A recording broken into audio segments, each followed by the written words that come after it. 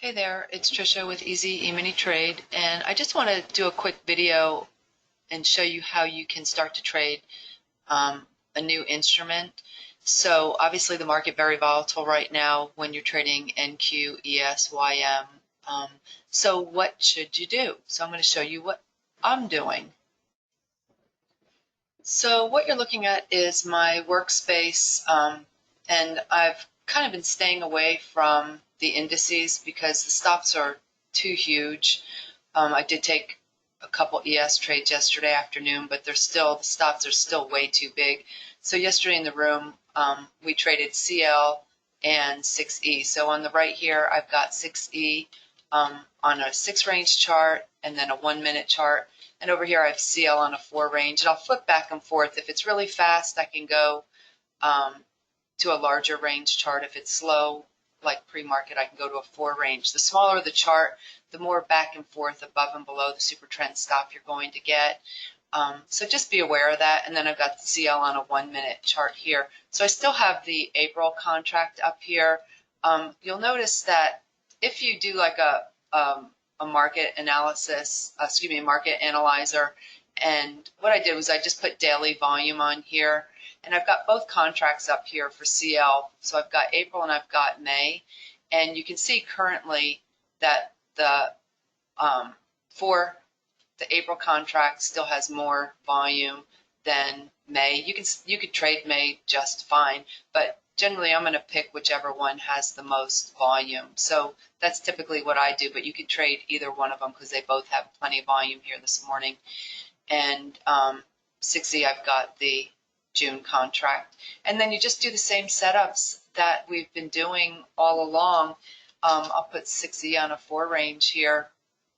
So if you're getting the close above the super trend stop here, here's one on CL, green lines above the red. Obviously you're going against the overall direction, but if you know where a resistance area is likely to be on that, and looking here on my 1-minute at the time when that was setting up, it looks like it was right around 90,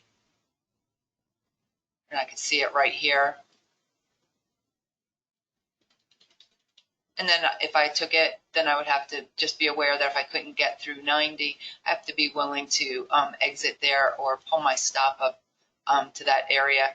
Then the next area based on looking at my 1-minute chart here. And you can look at it on a 5-minute, whatever chart is going to give you the most information that you can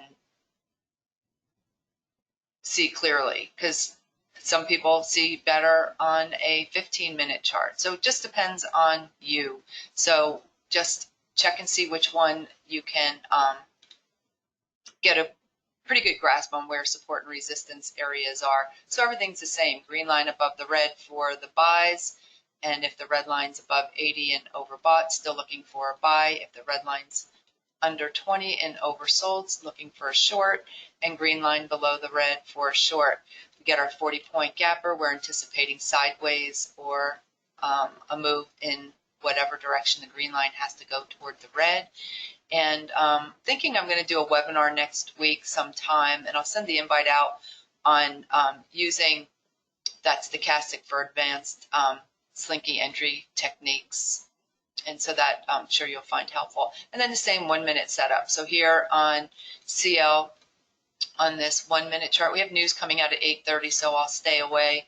But same situation, green line below the red, got the super trend stop there. If I was interested, I could put my sell order in a tick or two below that super trend stop. But on news, it always feels like a gamble to me. And so how do you know what instruments you want to trade? I would always recommend getting familiar in sim with anything new that you want to trade, just so you can get the feel for it. But if you go to the CMEgroup.com, and then up here, go to markets, and it will open up a list for you. So anything you want to try, just put it on your chart and just get a feel for it. So let's say that we want to check out,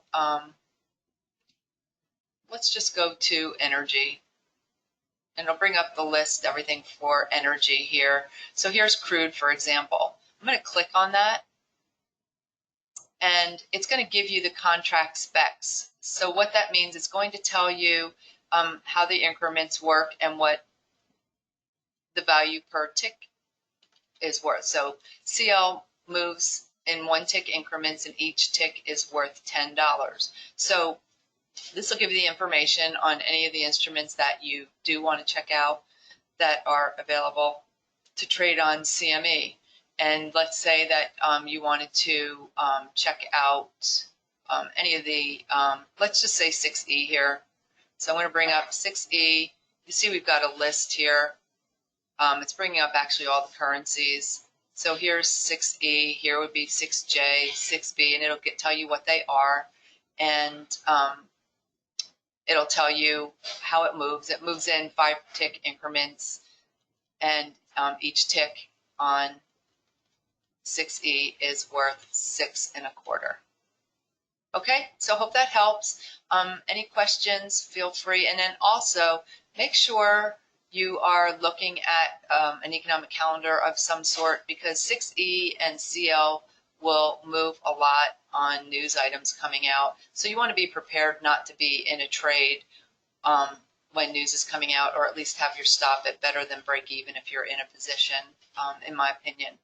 Okay, you guys, hope that helps, and I'll send out the invite for the webinar probably over the weekend. If you have any questions, feel free to shoot me an email.